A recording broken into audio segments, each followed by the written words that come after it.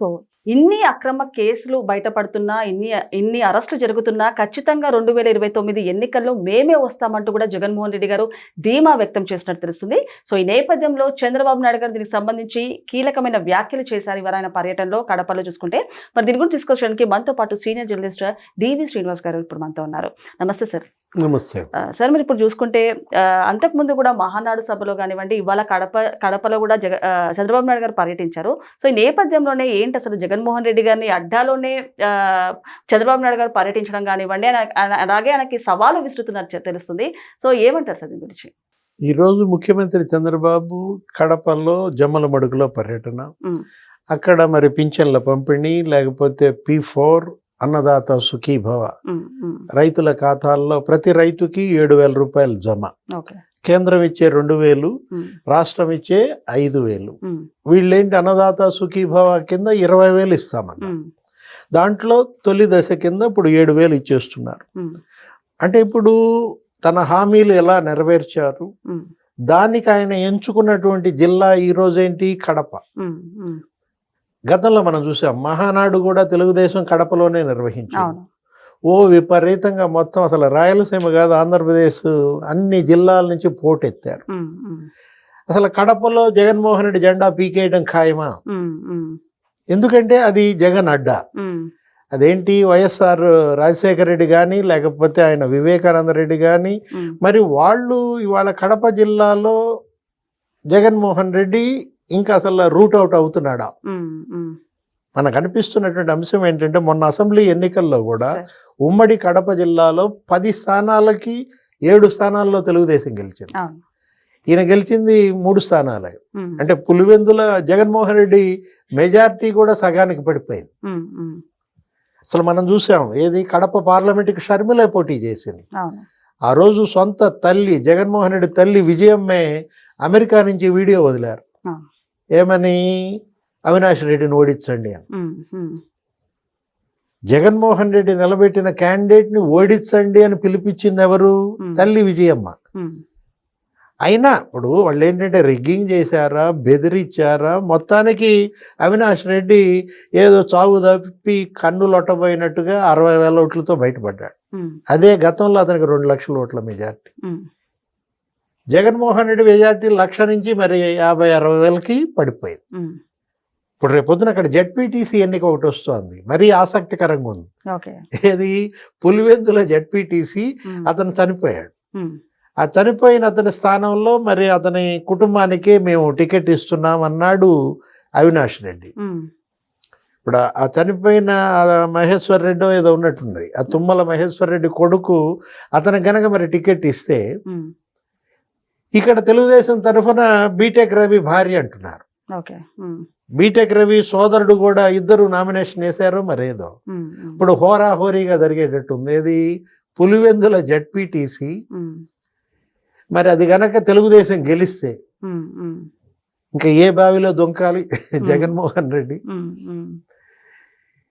ఏదన్నా ఎక్కడన్నా బావి చూసుకుని బావిలో దుంకాల. ఎందుకంటే నిన్న ఆయన అన్నాడు అదే మాటలు. ఏది? నెల్లూరులో కాకాని గోవర్ధన్ రెడ్డి పరామర్శకి వెళ్ళి జగన్మోహన్ రెడ్డి అన్న మాటలు గుర్తొస్తున్నాయి. ఏది? చంద్రబాబు ఎక్కడన్నా బావి చూసుకుని బావిలో దుంకనో ఏదన్నాడు. అది ఆ పరిస్థితి ఇప్పుడు జగన్కే దాపురిస్తుందా అంటే కర్మ. ఏది? ఇవాళ దేవుడి స్క్రిప్ట్ ఏదంటారు చూసారా, జగన్ నోటెమ్మట ఏదొస్తుందో అదంతా రివర్స్ అవుతుంది. సరే, ఇంకొకటి ఆయన ఇంకో మాట కూడా అన్నారు. అంటే రాజకీయాల్లో విమర్శలు ప్రతి విమర్శలు కామనే, అలాంటిది ఏమైనా ఉంటే కూర్చొని మాట్లాడుకోవాలి కానీ ప్రసన్న కుమార్ రెడ్డి గారి ఇంటిపైన ఇలాంటి దౌర్జన్యంగా దాడి చేయడము కరెక్ట్ కాదంటూ కూడా జగన్మోహన్ రెడ్డి గారు చెప్పారు. ఏమంటారు సార్? రాజకీయాల్లో విమర్శలు ప్రతి విమర్శలు అంటే ఈయన చేసినటువంటి విమర్శలకి జనం కాదు అసహించుకుంది, కోర్టులు. ఇప్పుడు రాజకీయాల్లో విమర్శలు ప్రతి విమర్శలు సహజమే అని జగన్ అన్న మాటే చెప్పచ్చుగా ప్రసన్న కుమార్ రెడ్డి హైకోర్టుకి. హైకోర్టు ఎందుకు కన్నెర్ర చేసింది? ఒక గౌరవ మహిళా శాసనసభ్యురాలను ఉద్దేశించి నువ్వు 6 సార్లు ఎమ్మెల్యేగా పనిచేసినాడివి, నువ్వు ఆ మాటలు అంటావా? అంటే అది కదా ఇవాళ అతనికి సింపతి అనేది లేకుండా పోయింది. నువ్వు ఎన్నిసార్లు గెలిచావు అనేది కాదు ఇక్కడ. నిన్న కూడా జగన్ అదే అన్నాడు, 6 సార్లు 6 సార్లు 6 సార్లు అని 6 సార్లు అన్నాడు ఆయన కూడా. ఇప్పుడు ఇవాళ కనీసపు నీకు ఆ మాటలు నేను ఖండిస్తున్నా. ప్రశాంతి మేడం పైన ప్రసన్న కుమార్ రెడ్డి చేసిన వ్యాఖ్యలు తప్పు అనే మాటే నీ నోటెమట రాకుండా ఇంకా సమర్థించటం, పైపెచ్చు మళ్ళా రివర్స్లో రోజా మీద గాలిభాను ఎలా మాట్లాడతాడా, విడుదల రజనీ మీద ఈ విధంగా మాట్లాడతారా, హారిక మీద దాడి చేస్తారా, అట్లా ఆ టైప్లో వెళ్తున్నాడు. ఇదే పని నువ్వు ముఖ్యమంత్రిగా ఉన్నప్పుడు ఏం జరిగింది?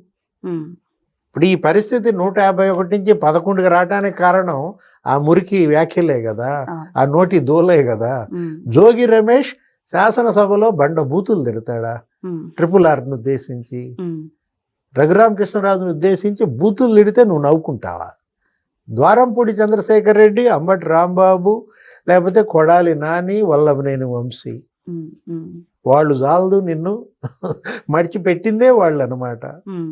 అరే చంద్రబాబును ఉద్దేశించి వాళ్ళు మాట్లాడిన మాటలు, ఆయన భార్య భువనేశ్వరి మేడంను ఉద్దేశించి మాట్లాడిన మాటలు, రాజకీయాల్లో విమర్శలు అవి ప్రతి విమర్శలు అంటారా వాటిని? అలాంటి మాటల్ని అసలు నువ్వున్నావు, నీ నోటి దూల.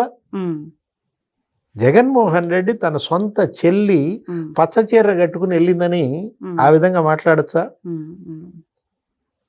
పచ్చచీర కట్టుకుని చంద్రబాబుని మెప్పించడానికి వెళ్ళిందంట షర్మిల. ఏ అన్న చెల్లి చీర మీద కామెంట్ చేస్తాడా? కానీ ఈ అన్న కామెంట్ చేశాడు. మరి నిన్న నీ భార్య నువ్వు గవర్నర్ దగ్గరికి వెళ్ళారు, ఆమె ఏమి చూడీదారు పైజమా ఏం వేసుకుందామా, ఏ డ్రెస్ వేసుకుంది అంటే ఆ మాట మరి ఆ ఫోటో ఈ ఫోటో పెట్టి వైరల్ చేస్తున్నారు. అంటే ఏంటి సార్, అంటే మీరు అన్నట్టు భారతిరెడ్డి గారు అండ్ పచ్చ కలర్ అండ్ అలాగే ఆరెంజ్ కలర్ రెండు కలిపి కాంబినేషన్లో వేశారు. ఏంటి ఏం సంకేతం ఇస్తున్నారంటారు, ఏం చెప్తున్నారంటారు? అంటే సంకేతం ఏది ఇచ్చినా ఇప్పుడు ఏంటి, పచ్చ డ్రెస్ వేసుకుని గవర్నర్ గారి దగ్గరికి వెళ్ళిందని వాళ్ళు కూడా కామెంట్ చేశారా? చేయలేదు కదా. ఇదేంటి, తనే డ్రెస్ వేసుకోవాలనేది మహిళగా ఆమె హక్కు. నువ్వెవరివి కామెంట్ చేయటానికి? చెల్లి చీర కడితే మాట్లాడతావు, తల్లి మరి ఆ విధంగా కేసు వేసావు. అమ్మ మీదే కేసు వేసినటువంటి జగన్మోహన్ రెడ్డి ఆ రోజే సగం చచ్చిపోయాడమ్మా. ఆ పార్టీ సగం చచ్చిపోయింది. ఏది, విజయమ్మ మీదే కేసు వేయడం వాళ్ళు చేసుకున్నటువంటి మహా పాతకం అన్నమాట. ఇప్పుడేదో రకరకాల వ్యాఖ్యలు ఇవి చేసినా కూడా ఇవాళ అది వర్కౌట్ అయ్యేది కాదనమాట. ప్రసన్న కుమార్ రెడ్డి ఇవాళ నువ్వు సమర్థించడం కాదు, ఆ రోజు నువ్వు ప్రశాంతికి గనక నువ్వు అండగా ఉంటే అందరూ నిన్నెంత నెత్తిన పెట్టుకునేవాళ్ళు. ఇది తప్పు, నువ్వు ఖండించి ఉంటే ఇంకో రకంగా ఉండేది. సార్, మహిళగా కూడా అంటే ఎమ్మెల్యే ప్రశాంత్ రెడ్డి గారి మీద ప్రసన్న కుమార్ రెడ్డి కొన్ని వ్యాఖ్యలు చేశారు. మహిళలుగా రోజా గారు కానివ్వండి, శ్యామలా గారు కూడా ఎవరు కూడా స్పందించలేదు. అలాంటిది వాళ్ళ రోజా గారిని టీడీపీ వాళ్ళు చాలా అనుచితమైన వ్యాఖ్యలు చేస్తున్నారంటూ కూడా జగన్మోహన్ రెడ్డి గారు చెప్తున్నారు. ఏమంటారు సార్?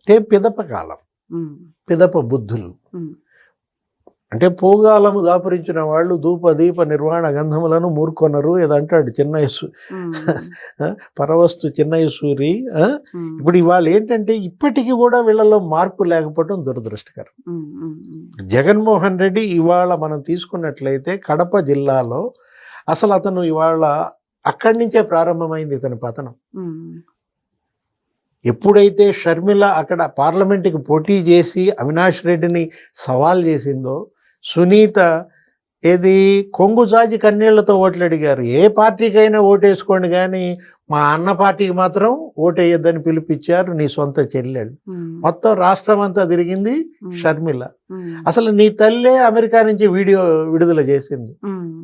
ఏది, అవినాష్ రెడ్డిని ఓడించమని ఆమె పిలిపించిన దీంట్లో జగన్మోహన్ రెడ్డికి ఇవాళ కడపలోనే గల్లంతు, ఓట్ బ్యాంక్ కంప్లీట్గా గల్లంతైంది. మొన్న ఆయన పులివెందులు వెళ్ళాడు, అక్కడికి వెళ్తే మొత్తం ఎగబడ్డారు, కాంట్రాక్టర్లంతా చుట్టుముట్టారు. ఆ పాడా బిల్లుల సంగతి ఏంటో లెక్క తేల్చమన్నారు. నిన్ను నమ్మి మేము వర్కులు చేసుకున్నాం, మా బిల్లులు ఇంతవరకు ఇప్పించలేదంటే అతను ఏమన్నాడు, అవినాష్ ఇంక చూపించి అతను చూసుకోమంటాడు.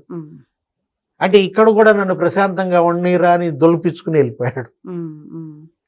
ఆ రోజు జగన్మోహన్ రెడ్డి భార్యని పులివెందుల్లో నిలదీశారు ఆ పార్టీ వాళ్ళే.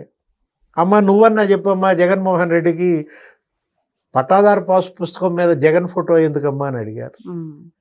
పొలంలో పాతే సర్వే రాళ్ల మీద జగన్ ఫోటో ఎందుకమ్మా అని అడిగారు. ఏం చెప్పుద్ది? తలకాయ ఉంచుకుని వెళ్ళిపోయింది. ఆ రోజు భారతీ మేడం అవి రెండు ఖండించుంటే, ఆ పట్టాదారు పాస్ పుస్తకం మీద జగన్ ఫోటో తీసేయండి, లేకపోతే ఈ సర్వే రాళ్ల మీద జగన్ ఫోటో వేయొద్దు అని గనక తను సలహా ఇచ్చుంటే, అతను భార్య సలహా పాటించుంటే ఈ పరిస్థితి వచ్చేదా?